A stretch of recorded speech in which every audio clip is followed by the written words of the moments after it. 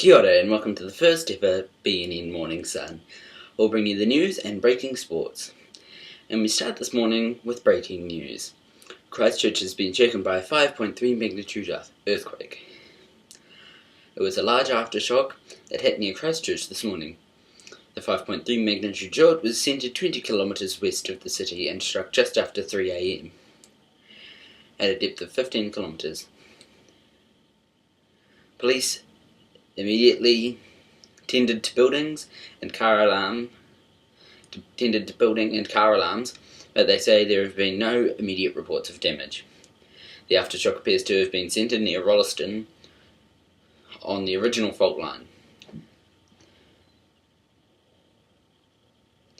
And to other news, money spending PMs. Prime Minister John Key says he is more frugal than his predecessor Helen Clark and her ministers. Labour has been highlighting spending that says at odds with cutbacks as the government prepares for a budget which contains no new funding next week. Labour MP Chris Hopkins and the government had upgraded its BMW fleet, beefed up personal security and given themselves a tax-free accommodation allowance. And Greenpeace's charity status has lost an appeal against a decision to remove its charity status. The organisation was stripped of its charity status underneath the Charities Act of 2005, and under the new Act it had to apply to the Charities Commission for the same status. However, it was refused.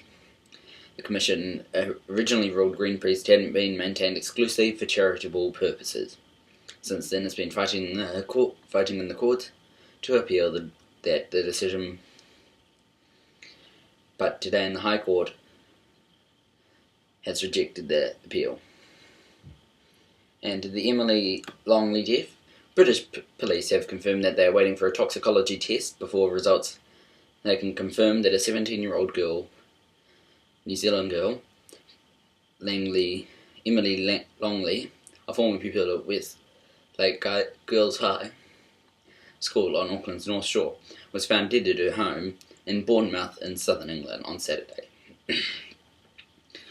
Bournemouth police have refused to say what caused her death, citing unexplained circumstances. And the Ferry Picton businesses have rallied against plans to move the ferry terminal out of the town, which they say would be the death of Picton. The government announced plans yesterday to investigate building a $200 million port south of Blenheim in Clifford Bay, replacing the Picton terminal. More than 1 million passengers would travel on Kiwi Rail's inter-islander ferries each year and bring a significant amount of numbers.